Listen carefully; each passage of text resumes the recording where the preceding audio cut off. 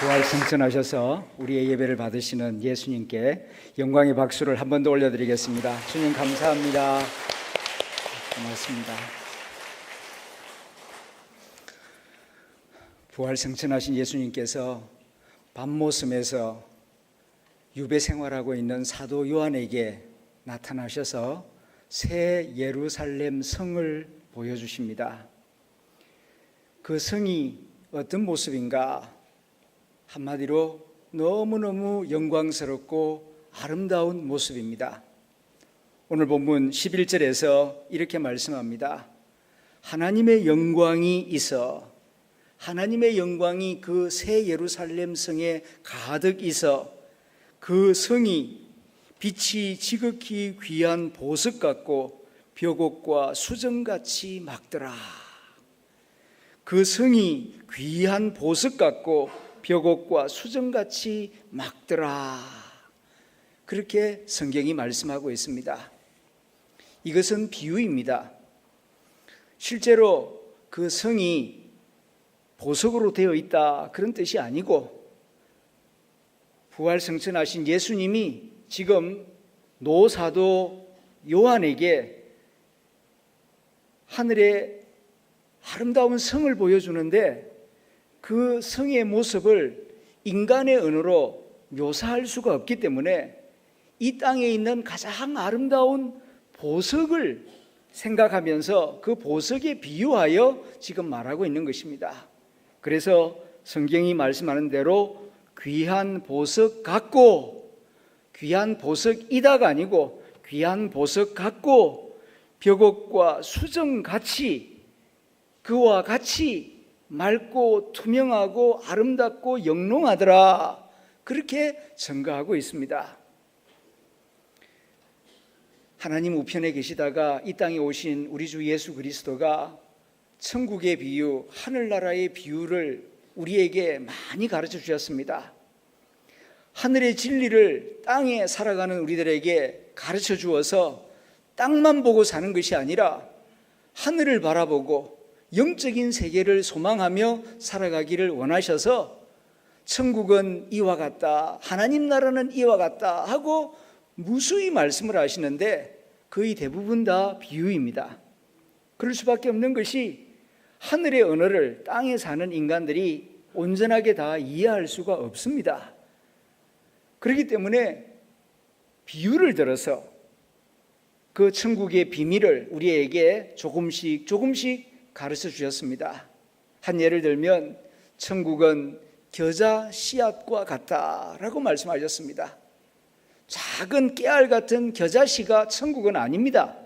그러나 천국을 비유하자면, 천국의 속성을 설명하자면 마치 살아있는 작은 생명의 씨앗, 그 겨자씨와 같다.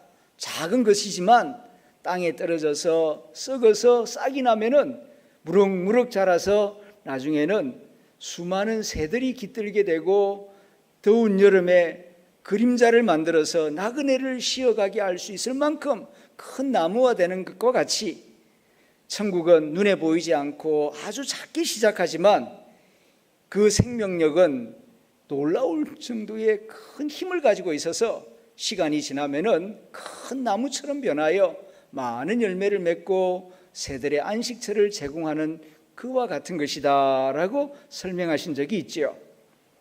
지금 주님께서는 마지막 시대에 이 예루살렘 성, 새 예루살렘 성을 이 사도 요한에게 보여주었고, 사도 요한은 자기가 본 것을 우리에게 설명을 하고 싶은데 어떤 말로도 묘사할 수가 없기 때문에 그 성의 아름다움을 마치 보석 같고 벽옥과 수정같이 맑고 영롱하더라, 그렇게 지금 우리에게 증거하고 있습니다.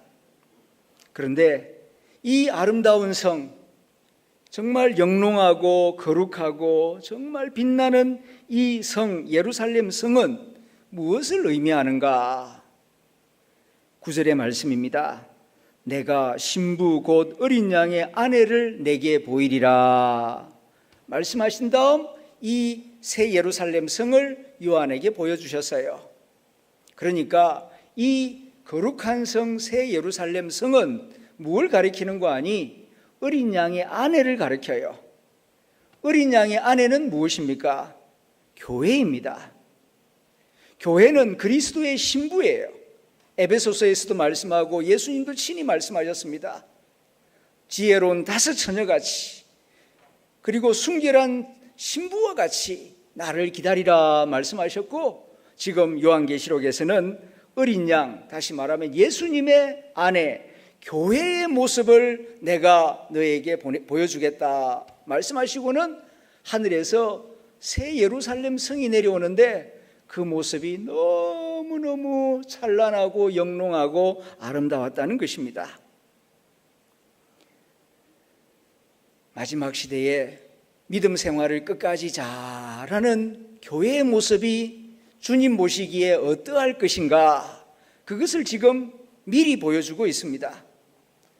예수 그리스도를 나의 구주, 나의 하나님으로 고백하고 예수님을 사랑하고 예수님 말씀 따라서 살려고 애를 쓰고, 그리고 시험과 유혹에 물들지 아니하려고 깨어 기도하는 이 성도들의 공동체 교회가 주님 보시기에 어떠한 모습인가 하면은 새 예루살렘 성과 같은 모습이다. 세상 사람들이 볼 때에는 말들이 많아요. 이러쿵저러쿵 말들이 많지만 하늘에 계신 부활 승천하신 우리 주님이 보실 때에 마지막 시대에 이 아름다운 교회, 순결한 교회의 모습은 새 예루살렘 성과 같이 영롱하고 찬란하고 거룩하고 아름답다 하는 사실을 지금 우리에게 말씀하고 있는 것입니다. 그런데 그 새 예루살렘 성을 지탱하는 성곽이 12개 있답니다. 그 성곽에 기초석이 있는데 그 성곽 기둥을 세우는 밑에 기초석이 보석들로 이루어져 있어요. 12가지 보석, 19절부터 20절에 있는 말씀입니다. 그 성의 성곽의 기초석은 각색 보석으로 꾸몄는데 첫째 기초석은 벽옥이요, 둘째는 남보석이요, 셋째는 옥수요, 넷째는 녹보석이요, 다섯째는 홍만호요, 여섯째는 홍보석이요, 일곱째는 황옥이요, 여덟째는 녹옥이요, 아홉째는 담황옥이요, 열째는 비치옥이요, 열한째는 청옥이요, 열두째는 자수정이라. 12가지 보석 이름이 쫙 나열되고 있습니다. 그런데 여러분들은 이 12가지 보석 가운데 어떤 보석을 아십니까? 저는 이 12가지 가운데 자수정 하나는 알겠더라고요. 보석에 대해서 가질 만한 여력도 안 되고 또 보석에 대해서 깊은 관심이 없었습니다. 제가 아는 것은 그저 수정, 크리스탈, 그 중에서도 이 붉은색, 보라색 기운을 띠는 자수정은 제가 압니다. 그러나 홍보석, 녹보석, 황옥, 벽옥, 남보석, 이건 성경에서나 읽을 수 있는 이야기지 제가 실제로 본 적은 없습니다. 그래서 찾아보니까 여러분들 지금 스크린으로 보는 것과 같이 정말 아름다운 보석들입니다. 그런데 이 보석에 공통점이 있지요. 3가지 특징이 있습니다. 보석은 첫째는 아름답다는 것입니다. 그 빛이 참 아름답습니다. 두 번째로는 변하지 않는 것입니다. 영원히 변하지 않는 것이 보석입니다. 세 번째로는 아주 귀하다는 것입니다. 흔치 않습니다. 보석은 아주 희귀한 그런 아주 보기 드문 그런 값비싼 것이죠. 이런 보석들로 예루살렘 성곽의 기초석을 놓았다는 것입니다. 그런데 중요한 것은 그 보석의 가격도 아니고 보석의 색깔이 아니고 이 보석이 지금 무엇을 의미하느냐 하는 것입니다. 이 보석은 성도들의 성품을 의미합니다. 이 새 예루살렘 성은 앞에서도 말씀드렸듯이 어린 양의 아내라 그랬어요. 그러니까 교회를 의미합니다. 교회의 모습을 지금 이렇게 상징적으로 계시적으로 보여주고 있는데, 주님 보시기에 순결한 교회, 믿음을 잘 지키는 교회 공동체는 마치 벽옥과 같고 수정과 같고 아름다운 보석과 같은 그런 아름다운 모습이라는 것입니다. 그런데 교회란 무엇입니까? 교회는 건물이 아니에요. 이건 교회당, 예배당이고 교회, 에클레시아라고 하는 것은 예수 그리스도를 구주로 고백하고 예수님을 믿고 사랑하는 성도들의 공동체를 교회라 그러는 것입니다. 그러니까 지금 이 새 예루살렘 성이 이렇게 보석처럼 아름답다는 것은 성도들이, 믿음을 지킨 성도들이 보석같이 아름답다, 이 진리를 지금 우리에게 말씀하고 있는 것입니다. 세상을 살아갈 때에는 세상 기준으로 뭐 부자다, 가난하다, 잘났다, 못났다, 뭐 그런 걸 가지고 이야기를 하지만은 부활 승천하신 우리 주님의 눈으로 볼 때에는 믿음을 잘 지킨 그 성도들의 모습은 이런 보석과 같이, 마치 벽옥과 같고 남보석과 같고 옥수와 같고 녹보석과 같은 그런 찬란한 존재들임을 요한계시록이 우리에게 말씀하고 있습니다. 그러므로 이 교회에 나와서 주님의 말씀을 기쁨으로 받고 말씀대로 살아가려고 하는 여러분들은 주님 보시기에 보석같이 아름다운 존재들입니다. 이것을 깊이 깊이 생각해야 합니다. 그리고 영적인 프라이드를 가져야 돼요. 나는 주님 앞에서 보석과 같은 존재이다. 특별히 예수님을 뜨겁게 사랑하고 예수님의 말씀대로 살려고 애쓰는 사람일수록 더 아름다운 보석이 되는 것입니다. 교회는 바로 이런 보석과 같은 성도들의 공동체입니다. 교회의 진정한 아름다움은 비싸고 화려한 건축 자재에 있지 않습니다. 그리스도를 닮은 성도들의 성품에 교회에 참다운 가치가 있는 것입니다. 예수님의 성품을 닮은 성도들이 그 교회에 얼마나 많이 있느냐, 거기에 따라서 영적인 가치가 좌우되는 것입니다. 우리 교회는 영성훈련 가운데에 특별히 세 가지를 강조하고 있습니다. 첫째는 1:1 제자 양육, 그리고 다일 영성훈련, 그리고 TD, 트레스디아서 훈련, 이 세 가지를 통하여서 성도들의 영성훈련을 도모하고 있습니다.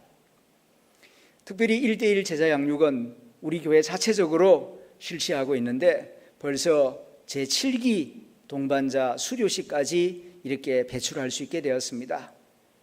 3년 전에 시작할 때만 해도 미약했지만은 한 기수 진행되면서 성도들이 적극적으로 참여하고 또 참여한 성도들의 변화되는 모습, 기뻐하는 모습을 보면서 많은 성도들이 기대하며 사모하는 마음이 점점 커지고 있는 것을 보고 있습니다. 지난 16주 동안 4월 4일부터 시작해서 오늘 수료할 때까지 12분의 양육자들이 많은 수고를 했습니다. 사실 이거 해보게 되면은 이 16주 동안 한 번 만나면은 2시간인데요. 2시간뿐만 아니라 만나기 전에 준비를 해야 하고 또 많이 기도해야 하고 정말 섬기는 마음으로 최선을 다해야 합니다. 그렇게 16주 넉 달 동안 그 한 사람을 위하여서 최선을 다합니다. 동반자들은 처음 시작할 때에 미적미적합니다. 반신반의하기도 하고 이거 해야 되나 말아야 하나, 이거 해서 뭐 할까, 여러 가지 마음이 들지만은 3주가 지나고 4주가 지나고 이제 절반 정도 지나면은 아하, 1:1이 이것이로구나. 그리고 10주가 지나가면은 확신을 가지게 됩니다. 이거 진짜 필요한 것이구나. 내가 교회 다니는 횟수만 많았지 이거는 정말 신앙생활을 위해서 꼭 필요하다. 나뿐만 아니라 다른 모든 교우들도 했으면 좋겠다 하는 그런 소망을 가지게 됩니다. 예수님은 말씀하셨습니다. 땅끝까지 이르러 내 제자가 되어라. 그리고 모든 민족을 제자 삼으라. 그렇게 말씀하셨습니다. 교인 만들어라. 그게 아니고 제자 삼으라 그러셨어요.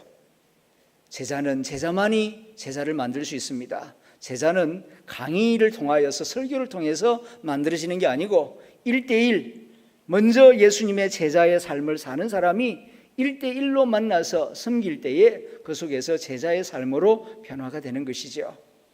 제자의 삶으로 변화할 때에 주님 보시기에 아름다운 보석과 같은 성도로 변화하게 되는 것입니다. 우리 교회 예수 그리스도의 제자된 성도들이 점점 더 많아져서 우리 교회가 새 예루살렘 성과 같이 아름답고 거룩한 교회로 변화되어서 하나님께는 기쁨이요 지역 사람들에게는 덕을 끼치는 아름다운 하늘 담은 교회가 될 수 있기를 기원합니다. 기도하겠습니다.